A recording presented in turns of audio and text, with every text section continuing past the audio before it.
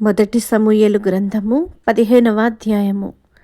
ఒకానొక దినమున సమూయేలు సౌలును పిలిచి, యెహోవా ఇశ్రాయేలీయులకు తన జనుల మీద నిన్ను రాజుగా అభిషేకించుటకై నన్ను పంపెను. యెహోవా మాట వినుము.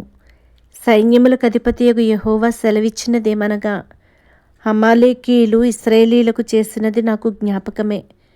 వారు ఐగుప్తులో నుండి రాగానే అమాలేకీయులు వారికి విరోధులై మార్గమందు వారి మీదికి వచ్చిరి కదా.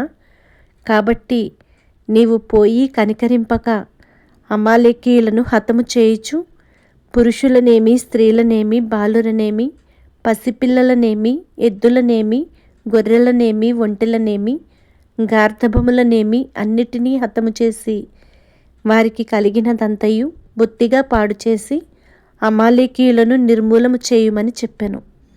అంతటా సౌలు జనులను పోగు చేసి తెలాయిములో వారిని లెక్కపెట్టగా కాల్బలము 2,00,000 మందియు, యూదావారు 10,000 మందియు నుండిరి. అప్పుడు సౌలు అమాలేకీయుల పట్టణములలోనొకదానికి వచ్చిన లోయలో పొంచి ఉండి, ఇశ్రాయేలీయులు ఐగుప్తులో నుండి వచ్చినప్పుడు మీరు వారికి ఉపకారము చేసితిరి గనుక అమాలేకీయులతో కూడా నేను మిమ్మును నాశనం చేయకుండునట్లు మీరు వారిలో నుండి బయలుదేరిపోవుడని కేనీయులకు వర్తమానము పంపగా కేనీయులు అమాలేకీయులలో నుండి వెళ్ళిపోయిరి. తరువాత సౌలు అమాలేకీయులను హవీలా నుండి ఐగుప్తు దేశపు మార్గముననున్న షూరు వరకు తరిమి హతము చేసి అమాలేకీయుల రాజైన అగగును ప్రాణముతో పట్టుకొని జనులనందరినీ కత్తిచేత నిర్మూలము చేసెను.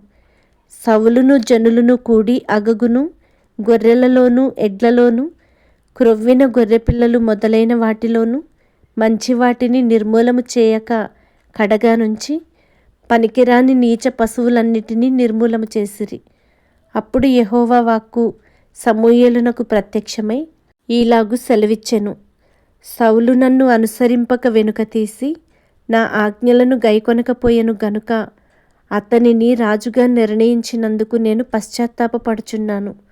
అందుకు సమూయేలు కోపావేశుడై రాత్రి అంతా యెహోవాకు మొర్రపెట్టుచుండెను.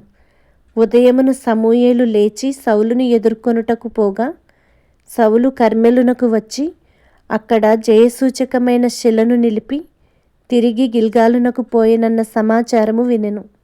తరువాత అతడు సౌలునొద్దకు రాగా సౌలు, యెహోవా వలన నీకు ఆశీర్వాదము కలుగునుగాక, యెహోవా ఆజ్ఞను నేను నెరవేర్చితిననగా సమూయేలు, అలాగైతే నాకు వినబడుచున్న గొర్రెల అరుపులను, ఎడ్ల రంకెలను ఎక్కడివి అని అడిగెను. అందుకు సౌలు, అమాలేకీయుల యొద్ద నుండి జనులు వీటిని తీసుకొని వచ్చిరి. నీ దేవుడైన యెహోవాకు బలులను అర్పించుటకు జనులు గొర్రెలలోను ఎడ్లలోను మంచి వాటిని ఉండనిచ్చిరి. మిగిలిన వాటినన్నిటినీ మేము నిర్మూలము చేసితిమనగా సమూయేలు, నీవు మాటలాడ పనిలేదు. యెహోవా రాత్రి నాతో సెలవిచ్చిన మాట నీకు తెలియజేతును వినుమని సౌలుతో అనగా సౌలు చెప్పుమనెను.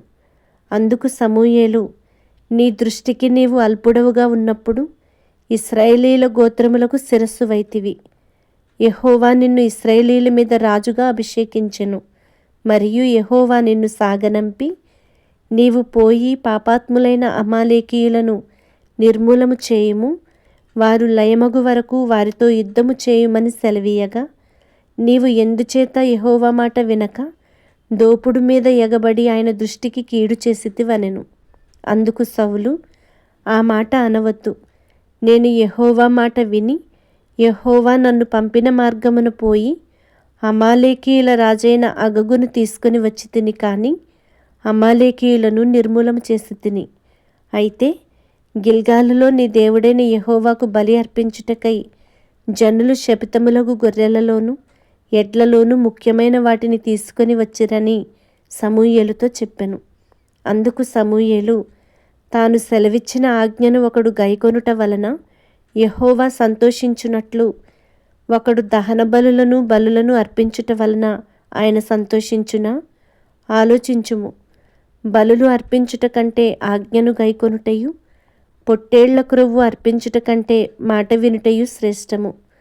తిరుగుబాటు చేయుట సోదె చెప్పుటయ్యను పాపముతో సమానము.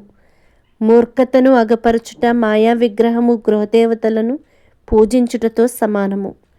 యెహోవా ఆజ్ఞను నీవు విసర్జించితివి గనుక నీవు రాజుగా ఉండకుండా ఆయన నిన్ను విసర్జించెననగా సౌలు జనులకు జడిసి వారి మాట వినినందున నేను యెహోవా ఆజ్ఞను నీ మాటలను మీరి పాపము తెచ్చుకొంటిని. కాబట్టి నీవు నా పాపమును పరిహరించి నేను యెహోవాకు మ్రొక్కునట్లు నాతో కూడా తిరిగి రమ్మని సమూయేలును వేడుకొనెను. అందుకు సమూయేలు, నీతో కూడా నేను తిరిగి రాను. నీవు యెహోవా ఆజ్ఞను విసర్జించితివి గనుక ఇశ్రాయేలీయుల మీద రాజుగా ఉండకుండా యెహోవా నిన్ను విసర్జించెనని చెప్పి వెళ్ళిపోవలెనని తిరుగగా సౌలు అతని దుప్పటి చెంగు పట్టుకొనినందున అది చినిగెను. అప్పుడు సమూయేలు అతనితో ఇట్లనెను, నేడు యెహోవా ఇశ్రాయేలీయుల రాజ్యమును నీ చేతిలో నుండి లాగివేసి నీకంటే ఉత్తముడైన నీ పొరుగువానికి దానిని అప్పగించియున్నాడు. మరియు ఇశ్రాయేలీయులకు ఆధారమైన వాడు నరుడు కాడు. ఆయన అబద్ధమాడడు, పశ్చాత్తాపపడడు. అందుకు సౌలు, నేను పాపము చేసి తిని, అయినను నా జనుల పెద్దల ఎదుటను ఇశ్రాయేలీయుల ఎదుటను నన్ను ఘనపరచిన యెహోవాకు మ్రొక్కుటకై నేను పోగా నాతో కూడా తిరిగి రమ్మని అతనిని వేడుకొనినందున సమూయేలు తిరిగి సౌలు వెంట వెళ్ళెను. సౌలు యెహోవాకు మ్రొక్కిన తరువాత సమూయేలు, అమాలేకీయుల రాజైన అగగును నా దగ్గరకు తీసుకుని రండని చెప్పాను.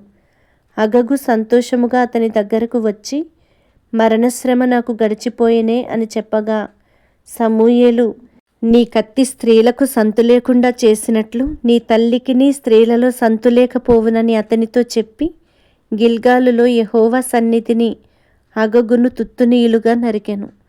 అప్పుడు సమూయేలు రామాకు వెళ్ళిపోయెను. సౌలు గిబియాలోని తన ఇంటికి వెళ్ళెను. సౌలు బ్రతికిన దినములన్నిటను సమూయేలు అతని దర్శింప వెళ్ళలేదు. కానీ సౌలును గూర్చి దుఃఖాక్రాంతుడాయెను. మరియు తాను సౌలును ఇశ్రాయేలీయుల మీద రాజుగా నిర్ణయించినందుకు యెహోవా పశ్చాత్తాపము పడెను.